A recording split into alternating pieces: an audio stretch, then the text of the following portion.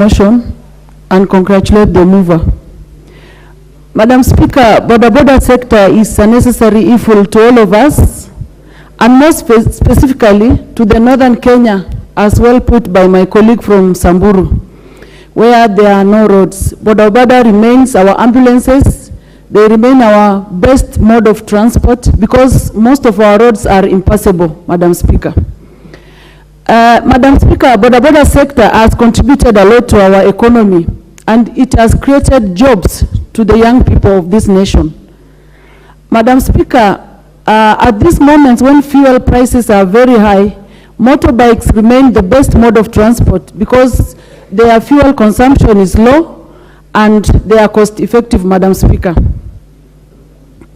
Madam Speaker, considering all that, the Boda sector faces various challenges.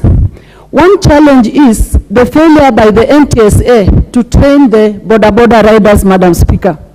These people just buy these motorbikes, they go into the roads without knowing the road uses, the safety measures on the road, and all that pertains road use. And this accounts to the high number of accidents we witness in our country, Madam Speaker. The Boda riders are also facing exploitation by the police, Madam Speaker. Madam Speaker, the Boda riders are also facing exploitation by the owner of the motorbikes. If you look at the arrangements these people get these motorbikes, some of them you will have to pity them.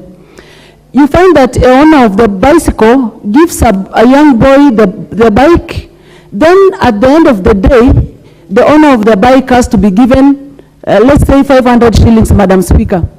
And now that the Bodas are many in these stages, transport stages, you find that at the end of the day, the young man has not made even a single shilling, but at the end of the day, he has to give the owner of the bike 500 shillings at the end of the day. So it is a challenge, Madam Speaker. The other exploitation these people are facing, Madam Speaker, is exploitation by the credit facility firms. There are these firms that are giving Boda the bikes so that they are paid maybe on weekly basis.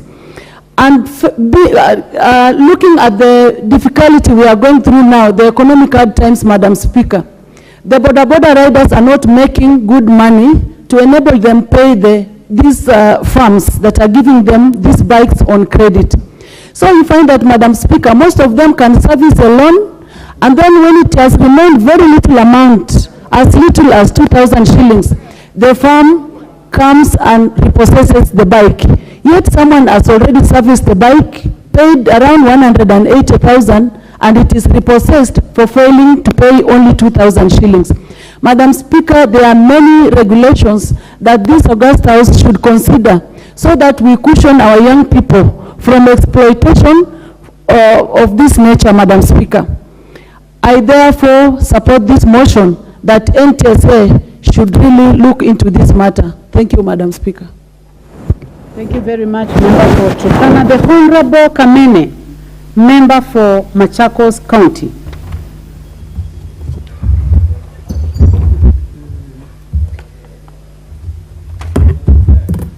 Thank you, Madam Speaker, for giving me this opportunity to add my voice on this amendment bill.